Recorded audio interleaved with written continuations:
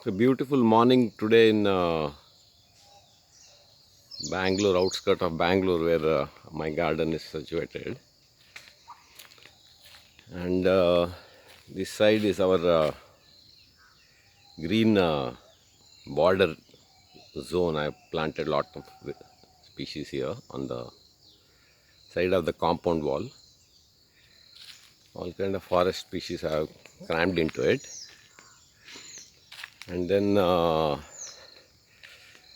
I find now that in the last 15 years since we started here, so much of development happened all around, and the city is almost upon us here. We are actually about 15 kilometers outside of Bangalore city center. And as a result of the development outside our garden, all kinds of creatures have come and settled in here because this has become a little kind of safe haven island for them.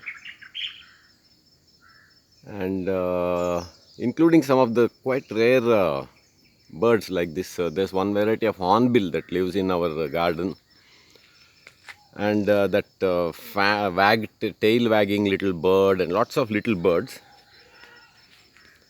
And also we have some civet cats. There are some old ficus trees in this garden, and old means about 25 years old. I only planted them. They have become big trees, and these civet cats, they eat all kind of fruits, and I think also some insects, and uh, maybe some other things. I'm not sure what exactly they eat. Anyway, these fruits they definitely eat, and they hang out where this fishtail palm fruits they like. That's the fishtail palm. It's called baige in Kannada. It's a very beautiful tree, and if there's one tree, these birds and bats spread the seeds around. And also these civet cats. And civet cats also like to eat this coffee berries, coffee fruits. So if you have a couple of coffee plants around in the garden, and if there are civet cats, they'll find and eat it.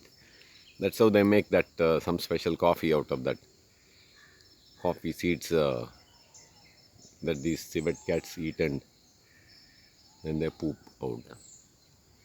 And today morning, just strolling around, I was pleasantly surprised to see some civet cat poop.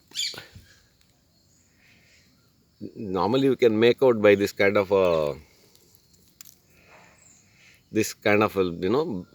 bunches of seeds, and this is this amritaballi or Tinospora cordifolia. Around January, this amritaballi stops growing, and it takes some little rest, hibernating kind of period.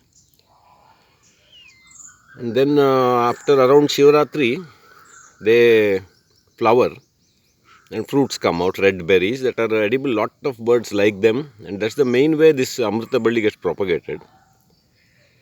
And these civet cats also like them. So there are, in this section of the my garden, I have grown lot of creepers are there. This amritaballi and all. And in the night, apparently this civet cat has been eating this. Yesterday night's dinner must have been this Tinospora cordifolia, that is amritaballi seeds, and then morning it has shat on this little rock here, and I'm so happy to see that how the interconnectedness of nature is there, and these not only that amritaballi is giving this a life-saving elixir for people who are unwell and all, but even birds and civet cats and all kind of creatures can live off them. So